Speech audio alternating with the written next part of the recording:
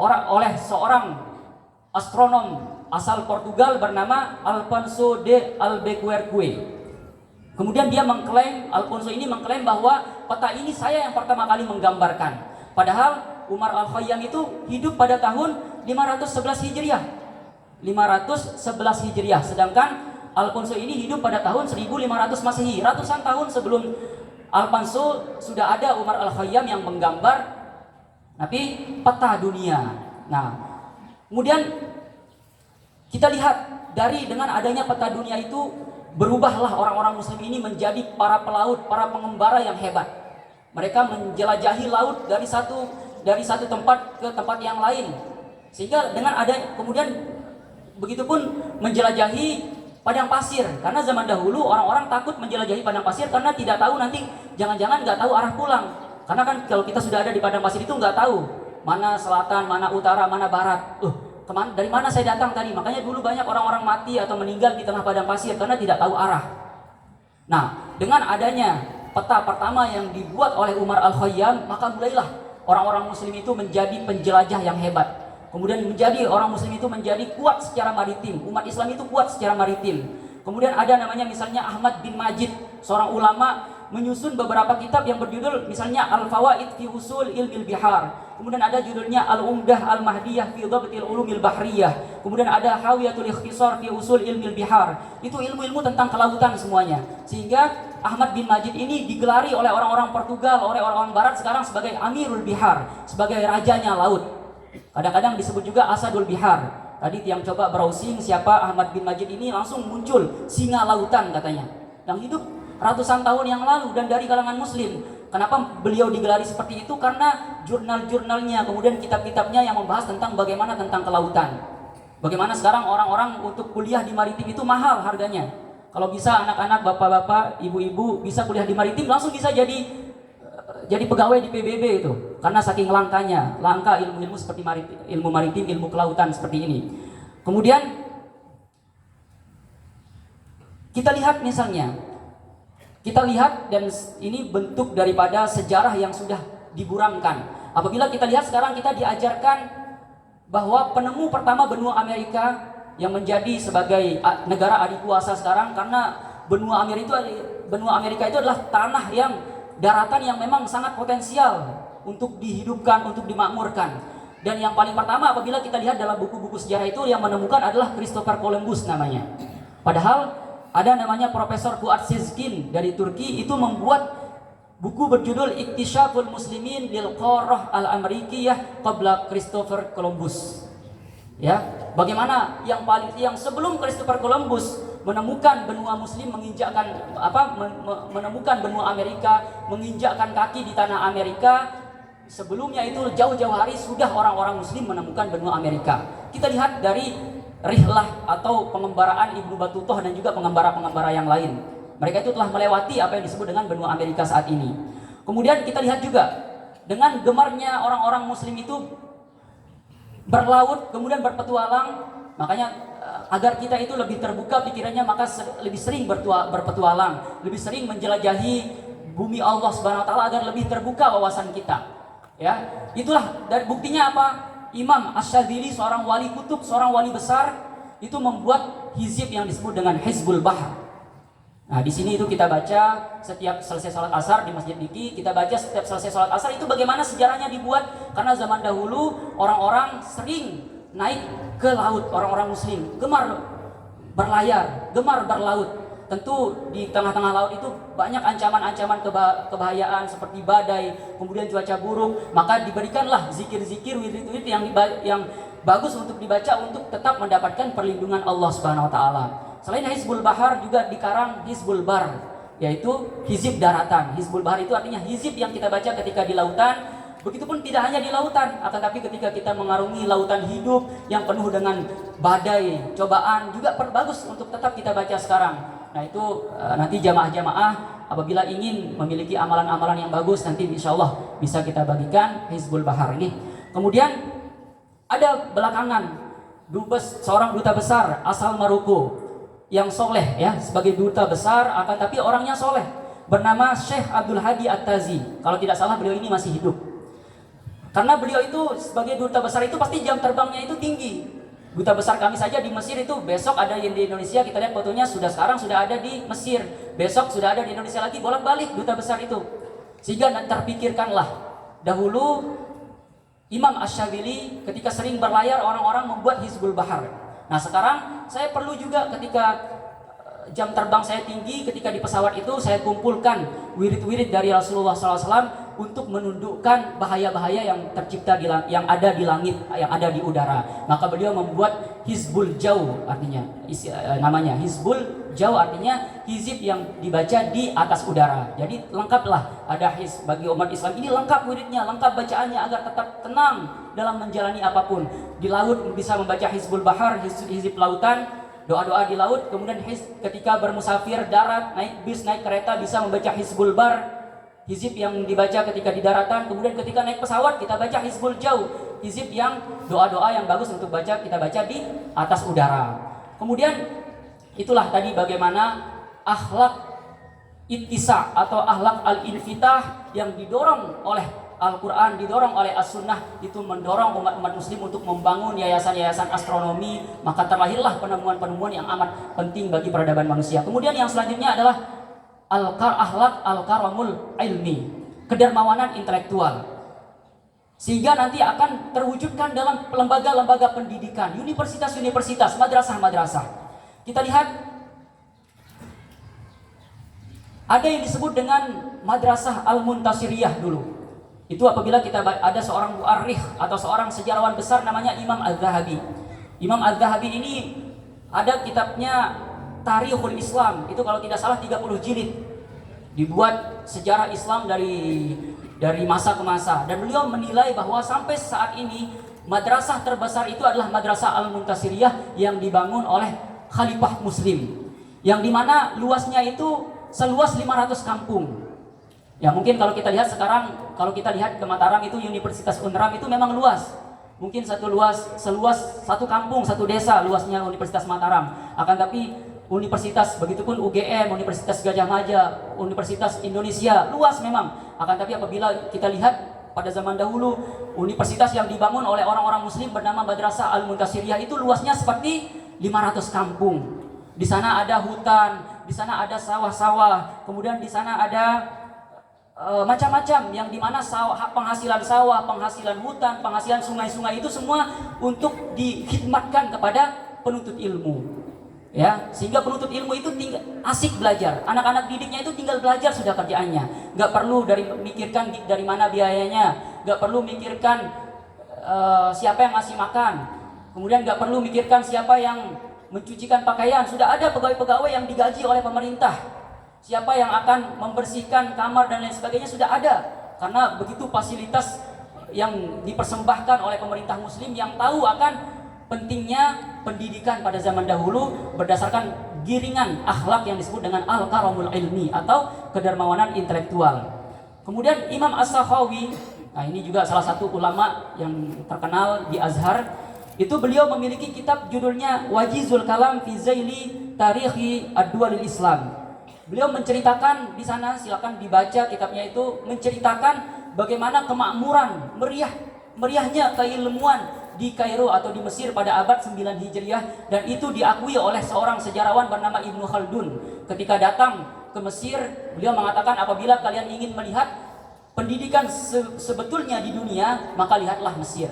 Dan itulah yang dituruti oleh Imam An-Nu'aimi namanya, dari tidak mau kalah dari Suriah. Itu membuat kitab judulnya Ad-Daris di Tarikhil Madaris. Arti Tarikhil Madaris ini sejarah-sejarah berbagai madrasah, lembaga pendidikan. Itu beliau mengumpulkan bagaimana sejarah-sejarah lembaga pendidikan yang ada di Syam itu dikumpulkan semua dalam satu kitab oleh Imam An-Nu'aimi. Kemudian kita lihat Al-Karamul Ilmi ini, bagaimana hubungan antara guru dan murid. Bagaimana guru itu tidak pelit terhadap ilmu, sangat pemurah terhadap ilmu. Kita lihat dalam kisah antara Imam Asy-Syafi'i dan Imam Rabi' Al-Muradi. Jadi Imam Syafi'i punya banyak murid, ribuan bahkan jutaan yang tersebar ke berbagai penjuru dunia. Akan tapi apabila kita lihat sejarahnya, ada 5 murid terbaik. Ada namanya Imam Al-Zahabi, ada namanya Imam Al-Muzani, Imam Al-Muzani, kemudian ada namanya Imam Al-Buaiti, ada namanya Rabi' Al-Muradi, ada namanya Rabi' Al-Jizzi, 4. Kemudian di antara katanya 4 ini yang terhebat itu adalah Rabi' al-Muradi katanya. Sehingga apabila dalam fikih itu apabila kita kaji fikih kemudian terjadi perbedaan pendapat antara murid-murid Imam Syafi'i, maka kita rojihkan pendapat Imam Rabi' al-Muradi. Nah, padahal Imam Rabi' al-Muradi itu bagaimana bisa secerdas itu? Padahal dahulu ketika menjadi murid dia itu bebal, bisa kita katakan bebal, susah paham. Akan tapi Imam Syafi'i sangat-sangat sabar dalam mengajarkan Rabi' al-Muradi. Pernah di suatu majelis itu Imam Syafi'i mengajarkan, kemudian ditangkap muka kebingungan, wajah kebingungan di muridnya bernama Rabi' al-Muradi. Wahai Rabi, kamu paham gak pelajaran yang saya sampaikan? Dia jujur mengatakan tidak paham. Oke, saya ulangi, diulangi. Setelah diulangi, paham tidak? Belum katanya. Diulangi lagi, sampai 40 kali diulangi. Itu pengajiannya setelah Isya. Setelah 40 kali itu barulah dikatakan, kamu sudah paham sekarang? Sebenarnya belum paham Rabi' al-Muradi ini, akan tapi nggak enak sama gurunya. Sudah malam, sudah jam 10, sudah saatnya gurunya istirahat. Sudah saatnya Imam Syafi'i itu tidur. Paham tiang katanya. Dibohongi gurunya. Akan tapi Imam Syafi'i tahu, dibiarkanlah supaya orang-orang bisa bubar karena kasihan murid-murid yang lain. Bubarlah murid-murid yang lain. Pulang Rabi' al-Muradi, kemudian diketuk pintunya, nangis Rabi' al-Muradi ya. Ya Allah, kenapa saya ini bebal sekali, bodoh sekali saya ini. Guru saya sampai 40 kali, kasihan guru saya mengulang-ulangi pelajaran kok saya nggak bisa paham. Ketika nangis itu ada yang mengetuk pintu. Tok tok tok, siapa itu katanya? Muhammad bin Idris. Dia mikir-mikir, ada nggak di Mesir, di Kairo ini yang bernama Muhammad Idris yang lain selain Imam Syafi'i? Tidak ada ternyata. Langsung dia berhamburan ke pintu, membukakan pintu. Kemudian Imam Syafi'i mengatakan, tauku, dekman paham, dekman sudah paham. Sekarang kita tidak akan tidur malam ini. Ku ajarkan, ku pahamkan kau ilmu tadi itu sampai engkau benar-benar paham. Nah, itulah bagaimana akhlak Imam Syafi'i yang menggambarkan al-karamul ilmi, kedermawanan, tidak pelit terhadap ilmu. Nah, sekarang bagaimana seorang guru kalau 3 kali muridnya nggak paham, mungkin sudah bagaimana ya, bisa diskor atau bisa disumpah senak muridnya, ya, dikinan diajar sapi katanya, ya kan? Kemudian akhlak selanjutnya, akhlak yang keempat adalah sebelum terakhir masih ada 5 nih, masih ada 5 kan? Sudah kita sebutkan 3, tinggal 2. Akhlak at-tajammul, akhlak al-jamal, akhlak indah. Bagaimana Islam ini sangat menjunjung tinggi apa yang disebut dengan estetika. Ya, maka dari akhlak inilah kita lihat Al-Quran, misalnya dalam hadis innallaha jamilun yuhibbul jamal. Allah SWT itu maha indah dan suka terhadap keindahan-keindahan. Ketika umat Islam zaman dahulu membaca hadis tersebut, mungkin kalau kita membaca hadis tersebut biasa, kemudian ustadz-ustadz juga menyampaikan biasa. Akan tapi ketika orang zaman dahulu dengan kejernihan hatinya ketika membaca hadis-hadis tersebut, mereka langsung tergerak menciptakan lembaga-lembaga kesenian, ya, menciptakan lembaga-lembaga pengembangan arsitektur. Misalnya kita lihat ada namanya Imam Ibnu Muqlah. Imam Ibnu Muqlah ini orang, kalau misalnya ada yang belajar kaligrafi di sini, pasti mereka itu akan mengenal siapa itu Ibnu Muqlah karena beliaulah penemu yang disebut dengan tasdisul khat. Dibuat dulu khat itu atau tulisan-tulisan Arab itu tidak seperti yang kita lihat sekarang. Mungkin pengot pejong atau macam-macam, silakan dilihat bagaimana tulisan-tulisan zaman dahulu. Akan tapi mulai indah itu sejak ada seorang ilmuwan muslim bernama Ibnu Muqlah. Nah, jadi Ibnu Muqlah ini saking hebatnya menemukan tasdisul khat, persegi 6 khat itu, bagaimana alif itu ditulis dengan bagus, bagaimana ba itu semua ada filosofinya. Ya, sehingga dikatakan oleh Abu Hayyan At-Tauhidi bahwa Allah SWT telah mengilhami kepada Ibnu Muqlah bagaimana teori pembuatan khat Arab, sebagaimana Allah SWT telah mengilhami kepada lebah untuk membuat sarangnya. Bagaimana kesenian lebah itu membuat sarang itu juga seperti itulah Allah SWT mengilhami kepada Ibnu Muqlah untuk membuat font terbaik. Karena beliau berpikir Al-Quran itu turun di atas puncak keindahan gaya bahasa, keindahan kandungan, keindahan segalanya. Maka Al-Quran harus ditulis dengan puncak keindahan tulisan huruf. Ya, maka dikembangkanlah sampai sekarang ada yang disebut dengan khat Utsmani atau ada khat-khat macam-macam itu yang merupakan puncak keindahan dalam tulisan bahasa Arab. Itu ada Usman Toha namanya. Usman Toha itu masih hidup sampai sekarang. Apabila kita lihat di tulisan mushaf kita itu tulisan tangan bernama Syekh Usman Toha. Nah, itu katanya beliau sampai sekarang masih sehat, usianya mungkin sudah 100 tahun. Dan beliau selama hidup sudah katanya menulis sebanyak 100 kali Al-Quran tulis tangan. Ya, karena Al-Quran itu tidak boleh tulis-tulis pakai komputer. Mungkin sekarang tinggal di copy paste tulisan yang sudah diukir oleh Usman Toha namanya. Kemudian apa cita-cita, ditanyakan apa cita-cita hidupmu, katanya. Katanya adalah, dulu aku pernah bermimpi ketika masih kecil bagaimana rasanya masuk Ka'bah, katanya. Itu ada videonya, beliau diwawancarai. Kemudian aku pun menekuni apa yang bakat yang telah diberikan oleh Allah. Kemudian dengan berkat aku bisa ini, maka beliau dibuatkan kantornya khusus di Madinah. Itu ada kan di Madinah, kalau kita ke Madinah dibagikan apa namanya mushaf-mushaf, itu pabrik-pabrik percetakan, itu ada kantor beliau di situ, Syekh Usman Toha. Dan beliau akhirnya berkat jasanya menulis mushaf Madinah yang seperti yang kita baca sekarang itulah, beliau itu bisa masuk menggapai cita-citanya, bisa dimasukkan ditemani oleh Raja Saudi masuk ke dalam Ka'bah. Nah, ini berarti inilah bagaimana Islam itu bisa dengan akhlak al-jamal, akhlak keindahan itu bisa menuntun seorang seperti Ibnu Muqlah dan dikembangkan oleh ulama-ulama yang lain, para ahli kaligrafer yang lain itu untuk mengembangkan bagaimana kesenian kaligrafi. Sehingga kita lihat macam-macam sekarang, ada namanya khot tariqah, ada khot macam-macam, khot nasah dan seterusnya. Kemudian di mana saking hebatnya Ibnu Muqlah ini, mungkin kita tidak bisa menggambarkan bagaimana kehebatan khot tersebut karena ada filosofinya. Sampai ada namanya Dr. Ahmad Mustafa. Dia ini kuliah di London, di Inggris. Dia membuat disertasi meneliti selama 30 tahun. Khusus 30 tahun itu membuat disertasi. S3-nya itu 30 tahun.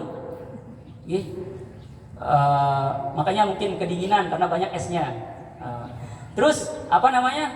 Selama 30 tahun itu membuat disertasi di mana untuk meneliti bagaimana filosofi daripada Ibnu Muqlah dalam membuat khotnya, dan jadilah dan diterbitkan di Inggris dalam 2 jilid berbahasa Inggris, dan itu dibaca sampai sekarang.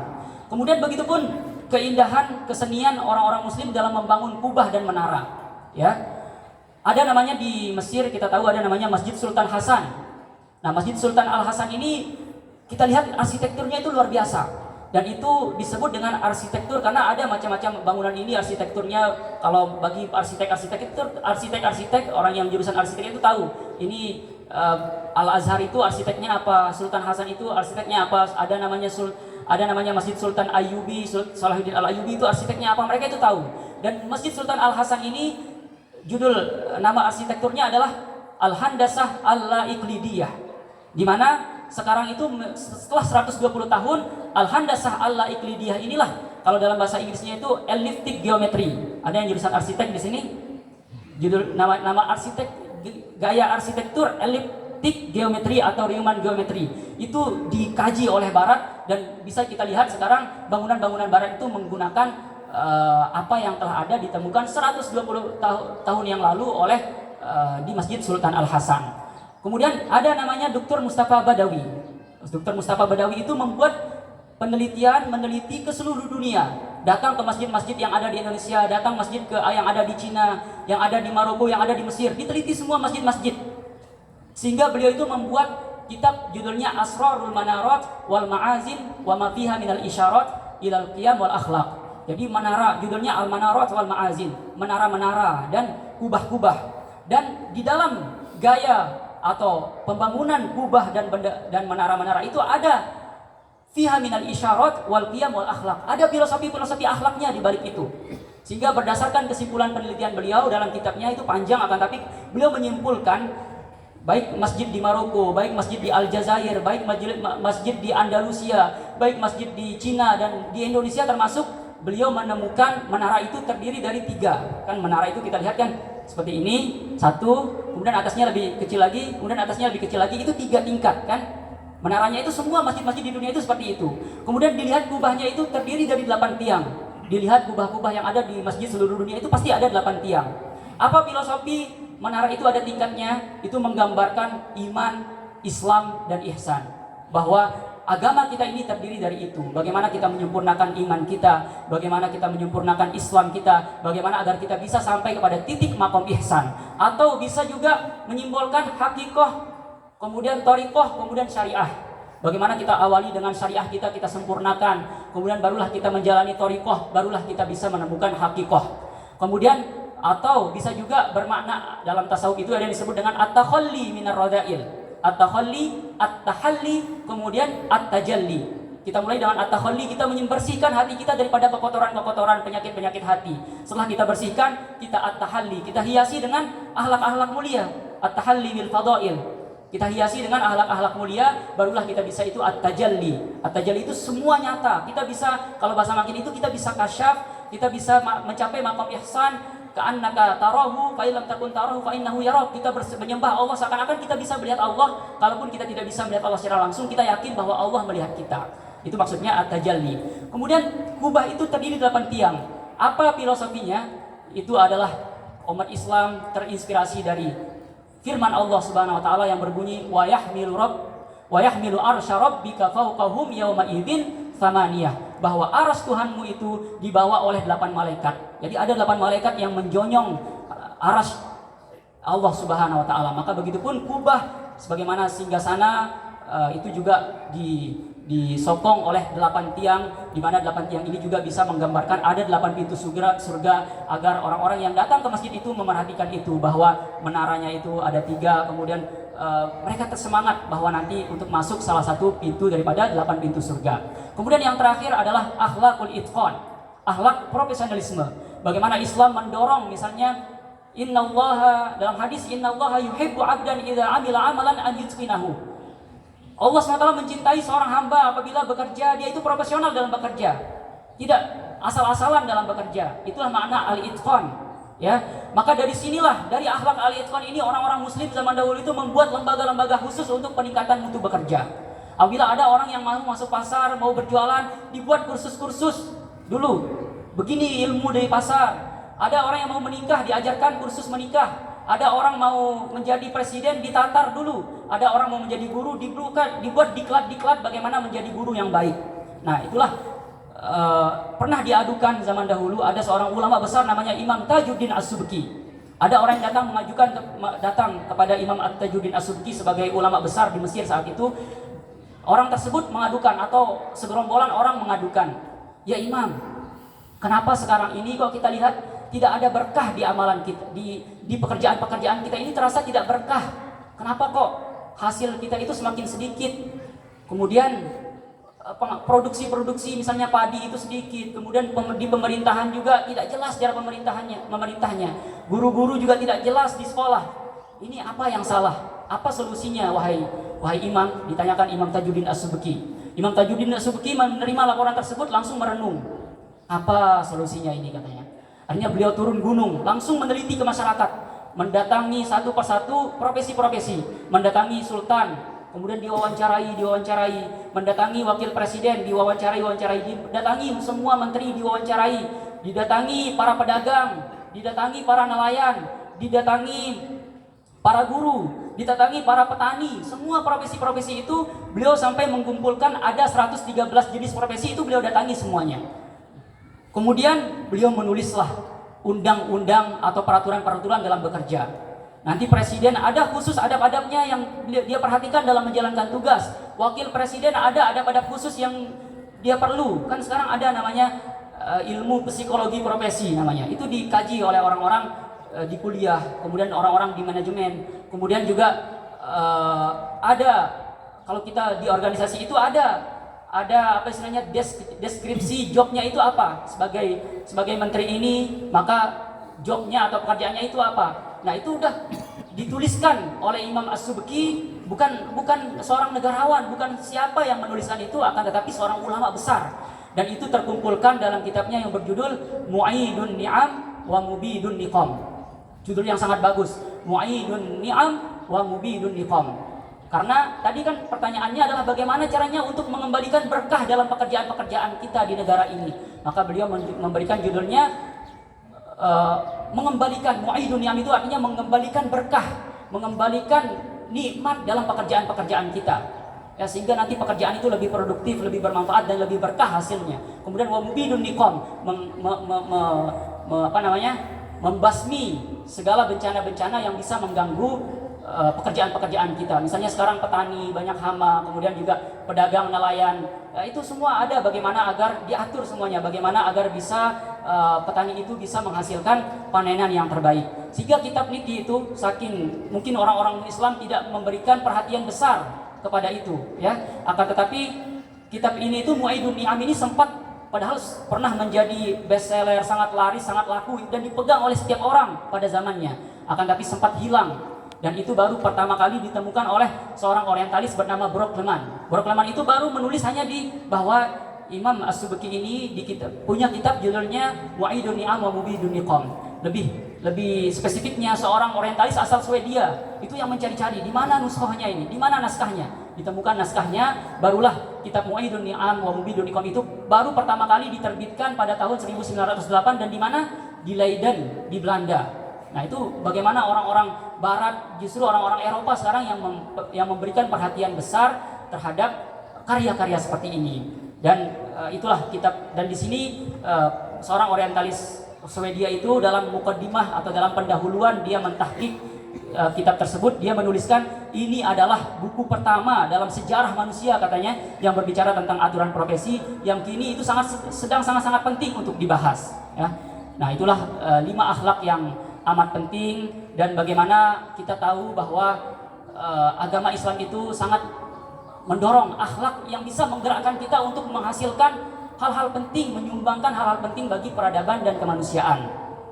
Dan apabila kita lihat 5 akhlak itu bisa tersimpulkan dalam satu kata, yaitu kalau sekarang musim-musim orang filsafat macam-macam, Islam itu ada filsafat ihya namanya, filsafat menghidupkan. Dan itulah makna daripada ayat waman ahyaha faka'annama ahyan nasa jami'a. Barang siapa yang menghidupkan satu jiwa saja seakan-akan dia menghidupkan seluruh jiwa, seluruh bumi.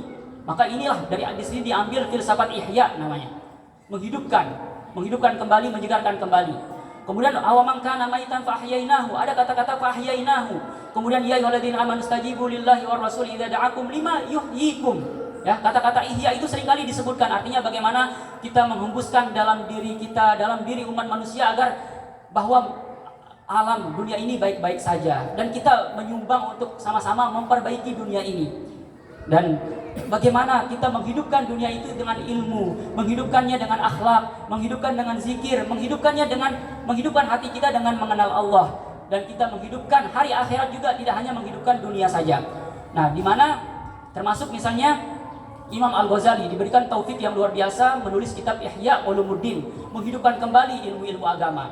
Nah, filsafat ihya ini dikampanyekan oleh orang-orang Islam di saat-saat Barat pada 1 abad yang lalu itu mengkampanyekan filsafat kematian namanya. Kita kan filsafat menghidupkan.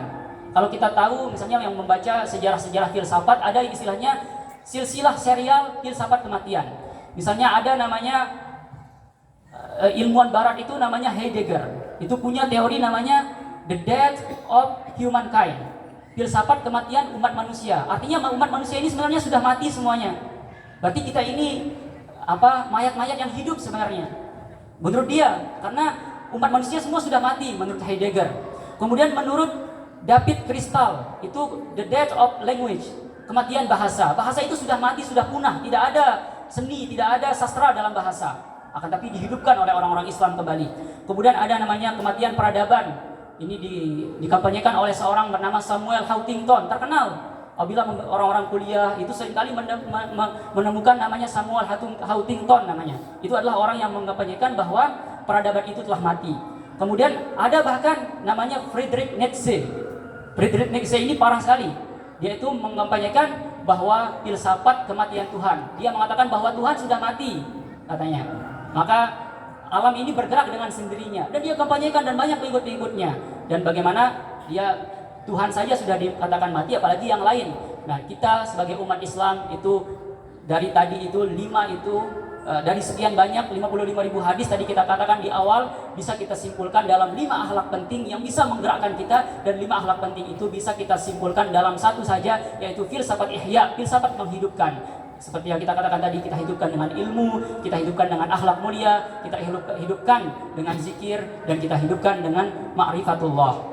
Nah, jadi inilah mungkin mohon maaf seperti yang Tiang katakan tadi, Tiang ini masih mahasiswa, jadi ini masih seperti presentasi makalah lah di hadapan para dosen-dosen, kemudian juga di hadapan teman-teman mahasiswa. Mudah-mudahan akan tapi bisa bermanfaat. Memang terkesan kalau orang-orang berbicara seperti ini itu istilahnya itu sekarang glorifikasi, membangga-banggakan masa lalu. Akan tapi sebenarnya tidak.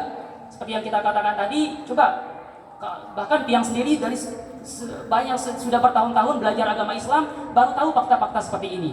Karena fakta-fakta seperti ini itu diburamkan. Seperti yang kita katakan tadi, apabila kita membaca sejarah-sejarah Islam, tidak jauh-jauh dari peperangan, tidak jauh-jauh dari pertempuran. Kita tahu misalnya Rasulullah SAW kok hidupnya perang semua. Tahun 1 Hijriah perang ini, tahun 2 Hijriah perang ini, tahun ketiga Hijriah pada perang ini. Ternyata apabila kita hitung, perang Rasulullah SAW itu dari beliau perang sampai beliau meninggal itu tidak lebih dari 13 jam. Misalnya perang Badar hanya berapa jam, perang Uhud berapa jam, perang Tabuk berapa jam, perang-perangnya itu cuma 13 jam apabila kita kumpulkan.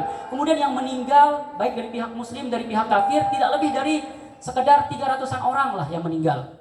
Bandingkan dengan misalnya perang dunia yang bertahun-tahun, berpuluh-puluhan tahun, kemudian yang meninggal ratusan juta manusia yang meninggal. Akan tapi Islam yang dikira agama perang, agama yang tersebar dengan pedang.